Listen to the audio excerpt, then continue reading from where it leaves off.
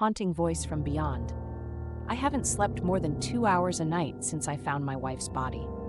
I stumbled into the bathroom last Friday and saw her slumped on the floor, skin waxy, mouth parted in a silent O. The coroner said she'd been dead for a week. Carbon monoxide, probably, though there's still an investigation. But here's the thing. Every night before that, I had long conversations with her. She'd sit on the bed, hair mussed, talking about the news, the neighbors, stupid little things.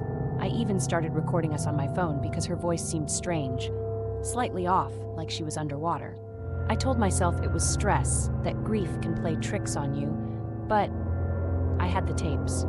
Last night, I sat on the edge of the bed, cradling my phone and listening to the recordings. At first, it was comforting, her familiar laugh, the way she teased me about my snoring.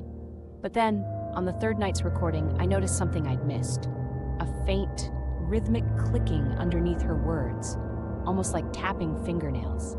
On the fourth, her voice wavered, breaking into static for a second before resuming, softer, almost pleading.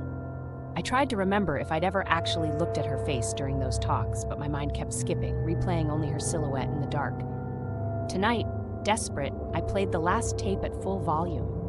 As her voice filled the room, the static grew louder, and the clicking became a scraping, dragging sound. Suddenly, a new voice, low, guttural, layered beneath hers, whispered my name. I froze, heart hammering, as the voice repeated it, growing clearer each time, until it was unmistakably my own. The tape ended with a sharp hiss, and I realized the sound was coming from the closet, not the phone. I opened the closet door and found nothing but darkness, cold and thick as tar. Then, deep in the shadows, I saw my own eyes staring back. The last thing I heard before I slammed the door was my wife's voice begging me, "Please let me out.